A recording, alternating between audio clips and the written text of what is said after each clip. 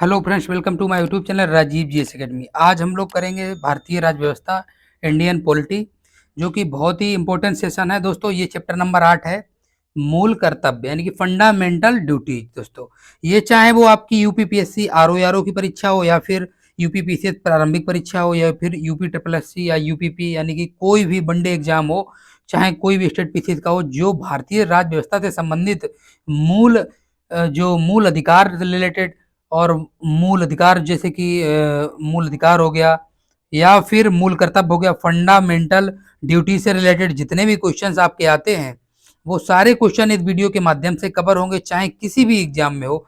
दोस्तों आप pad PDF notes purchase करना चाहते हो तो मेरे व्हाट्सएप नंबर पे कांटेक्ट कर सकते हैं। मेरा व्हाट्सएप नंबर ये दिया हुआ है 7355941312। इस नंबर पे कांटेक्ट करके आप व्हाट्सएप मैसेज करिएगा। इस पे जाके आप पैड पीडीएफ नोट्स परचेज कर सकते हैं। बहुत अच्छे तरीके से नोट्स बनाए गए हैं दोस्तों, आप ले सकते हैं पैड पीडीएफ नोट्स। और दोस्तों मेरा टेलीग्राम चैनल भी है, आप मेरे टेलीग्राम चैनल से भी जुड़ जाइए। मेरे टेलीग्राम चैनल का जो लिंक है डिस्क्रिप्शन बॉक्स में दे दूंगा, वहां से जाके आप डाउनलोड कर सकते हैं पीडीएफ नोट्स को, और आप मेरे टेलीग्राम चैनल को भी ज्वाइन कर सकते हैं। चलिए दोस्तों शुरुआत करते हैं। फंडामेंटल ड्यूटीज यानी कि हमारे जो मूल कर्तव्य हैं, यानी कि हमारे मूल कर्तव्य हैं जो संविधान में लिखा हुआ है, मूल कर्तव्य। ये किस आर्टिकल, इसमें हम चर्चा करेंगे कि ये संविधान का पालन करना है, क्या इसमें दिया गया है, सारी चीजें समझेंगे, अच्छे तरीके से जानेंगे। सबसे पहले हम लोग बात कर लेते हैं, पहला जो पॉइंट है उसके बारे में। भारत के प्रत्येक नागरिक का यह कर्तव्य होगा कि वह संविधान का पालन करे और उसके आदेशों और संस्थाओं यानी कि राष्ट्र ध्वज और राष्ट्रगान का आदर करे। दोस्तों किसकी बात हो रही है? बात हो रही है राष्ट्र ध्वज यानी कि हमारा जो राष्ट्रीय झंडा है उसकी बात हो रही है, और राष्ट्रीय गान की बात हो रही है। जो राष्ट्रगान हमारा है उसका सभी लोगों को आदर करना चाहिए। दूसरा पॉइंट है स्वतंत्रता के लिए हमारे राष्ट्रीय आंदोलन को प्रेरित करने वाले उच्च आदर्शों को हृदय में संजोए रखे और उसका पालन करें। दोस्तों इस सेंटेंस का मतलब हुआ है कि हमारे सभी व्यक्तियों का जो मूल कर्तव्य है, फंडामेंटल ड्यूटीज है, वो ये है कि हृदय में संजोए रखे कि जितने भी राष्ट्रीय आंदोलन को जो मोटिवेशन मिलता है स्वतंत्रता के लिए, उसको सब लोगों को फॉलो करना चाहिए, सब लोगों को मानना चाहिए, उच्च आदर्शों को हृदय में बना के सभी लोगों को पालन करना चाहिए। नेक्स्ट पॉइंट है, तीसरा जो पॉइंट दिया हुआ है इसको भी हम लोग जान लेते हैं। तीसरा पॉइंट दिया है भारत की संप्रभुता, एकता और अखंडता की रक्षा करें और उसे अछूत बनाए रखें। देश की रक्षा करें और आह्वान किए जाने पर राष्ट्र की सेवा भी करें। नेक्स्ट पॉइंट, भारत के सभी लोगों में समरसता और समान भ्रांतों की भावना हो और भावना का निर्माण करें, और जो धर्म, भाषा और प्रदेश या वर्ग पर आधारित सभी भेदभाव से बचें।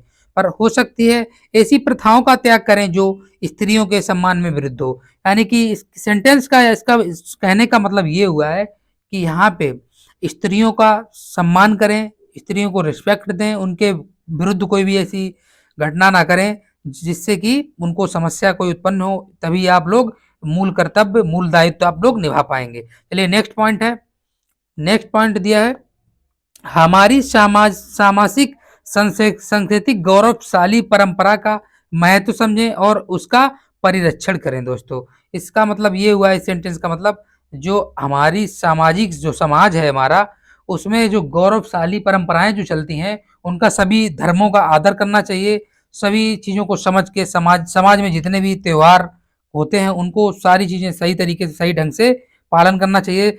कोई भी ऐसा काम ना करें जिससे कि किसी भी व्यक्ति को, पर्सन को कोई नुकसान हो या संविधान को क्षति पहुंचे।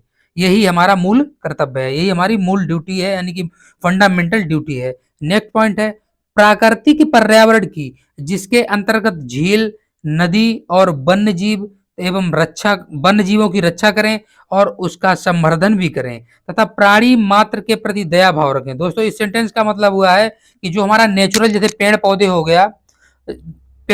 गए, प्राकृतिक वनस्पतियां हो गई, झील, नदियां, तालाब, समुद्र, वन्य जीव, इसकी रक्षा करें। यही मेरा मूल कर्तव्य है, यही मेरा फंडामेंटल ड्यूटीज है। उसका संवर्धन भी करें, जैसे कि पेड़ पौधे, जैसे प्राकृतिक पर्यावरण हो गया, इसका आपको विनाश नहीं करना है। इसको जैसे कि अच्छे से और भी बढ़ाना है। जैसे कि वृक्षारोपण हो गया, आपको वृक्षारोपण करना है, ये हमारा मूल दायित्व है, मूल कर्तव्य है। नेक्स्ट पॉइंट है, वैज्ञानिक दृष्टिकोण से मानववाद और ज्ञानार्जन तथा सुधार की भावना का विकास करें। इस सेंटेंस का मतलब हुआ है, जो वैज्ञानिक होते हैं उनकी दृष्टि से क्या होना चाहिए, उनकी दृष्टि होना चाहिए मानववाद, यानी कि एक दूसरे मानव भावना होनी चाहिए, दूसरे के प्रति हित होना चाहिए, ज्ञानार्जन की भावना होना चाहिए। जैसे कि मान लीजिए आप ज्ञानी पुरुष हैं, तो आप ये नहीं करेंगे कि मैं इसको ज्ञान नहीं दूंगा, इसको भी ज्ञान हो जाएगा। या आप लोग क्या करेंगे, आप उसको भी ज्ञान शेयर करेंगे, जिससे कि उसकी भावना में सुधार हो सके, उसका संपूर्ण विकास हो सके। नेक्स्ट पॉइंट है, सार्वजनिक संपत्ति को सुरक्षित रखें। सार्वजनिक संपत्ति का मतलब हुआ है जो सरकारी संपत्ति होती है, कोई भी आप लोग देखते होंगे अक्सर के, चाहे वो सरकारी कोई भी भवन हो जाए, चाहे रेलवे हो जाए, रेलवे विभाग हो जाए, चाहे परिवहन विभाग का, या कोई भी सरकारी जो संपत्ति होती है उसको सुरक्षित रखने का हमारा लोगों का मूल दायित्व बनता है, मूल कर्तव्य बनता है, फंडामेंटल ड्यूटीज बनती है। और हिंसा से दूर रहें।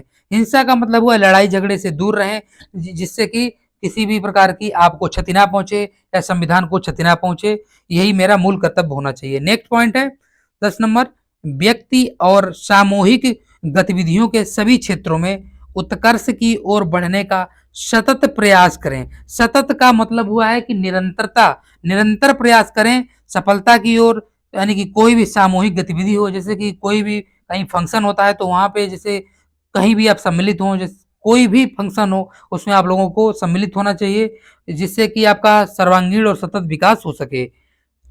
राष्ट्र निरंतर बढ़ते हुए प्रयत्न करें और उपलब्धियों की नई ऊंचाइयों को छू लें।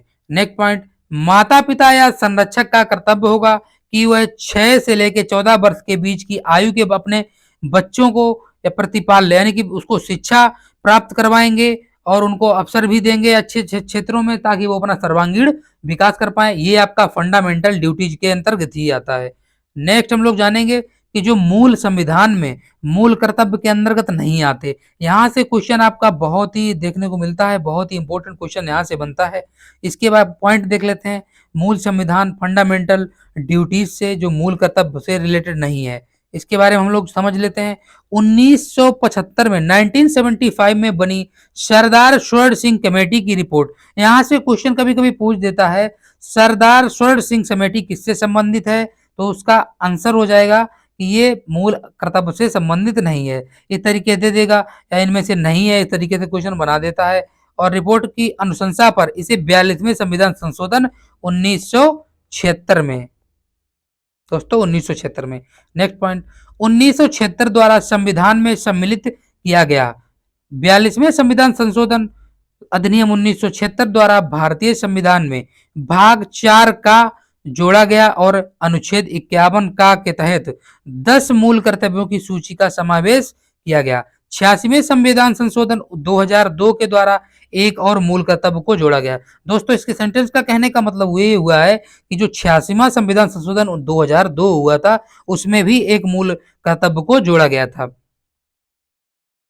भारत के मूल कर्तव्य को भूतपूर्व सोवियत संघ यानी कि कहां से लिया गया, यूएसएसआर से लिया गया था, यानी कि यूएसएसआर यानी कि रूस से लिया गया।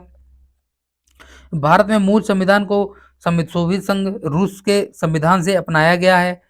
11वें मूल कर्तव्य में यह प्रावधान किया गया कि जो 6 से 14 वर्ष के बच्चे होते हैं, आयु के बच्चे होते हैं, उनके माता पिता या संरक्षकों का दायित्व होता है, मूल कर्तव्य होता है, फंडामेंटल ड्यूटीज होती है कि उनको वे स्वयं पर आश्रित बच्चों को शिक्षा प्राप्त करने का अवसर प्रदान करेंगे। नेक्स्ट पॉइंट, भारत सरकार द्वारा मूल कर्तव्यों के प्रचालन के यानी कि ऑपरेशनलाइजेशन ऑफ फंडामेंटल ड्यूटीज संबंध में बर्मा समिति 1999 गठित की गई। यहां से आपका क्वेश्चन बन सकता है कि जो बर्मा समिति 1999 गठित की गई है वो किससे संबंधित है, तो इसका जो आंसर हो जाएगा वो हो जाएगा मूल कर्तव्य के प्रचालन के लिए ये समिति गठित की गई। नेक्स्ट पॉइंट है, मूल कर्तव्य न्यायालय द्वारा प्रवृत्त नहीं कराए जा सकते हैं, अर्थात किसी नागरिक द्वारा अपने मूल कर्तव्य फंडामेंटल ड्यूटीज का पालन नहीं किया जा रहा हो तो न्यायालय द्वारा उसे दंडित नहीं किया जा सकता। दोस्तों इस वीडियो में इतना ही। नेक्स्ट चैप्टर जो है वो करेंगे कल हम। कार्यपालिका यानी कि एग्जीक्यूटिव, इसको हम समझेंगे कल। और दोस्तों वीडियो कैसा लगे हमें कमेंट बॉक्स में कमेंट करके बताएं। वीडियो अच्छा लगा हो तो लाइक करें, शेयर करें अपने दोस्तों के साथ, सब्सक्राइब करें। दोस्तों नया विजिट किए हों, वीडियो कैसा लगे कमेंट बॉक्स में ये जरूर बताएं ताकि हम और सुधारने का प्रयास करें। यदि कोई डिफॉल्ट रह जाता है तो वो हम बताने का प्रयास करेंगे, यदि कोई भी कमी रह जाती है। चलिए मैं नेक्स्ट मिलते हैं नेक्स्ट क्लास में। जय हिंद।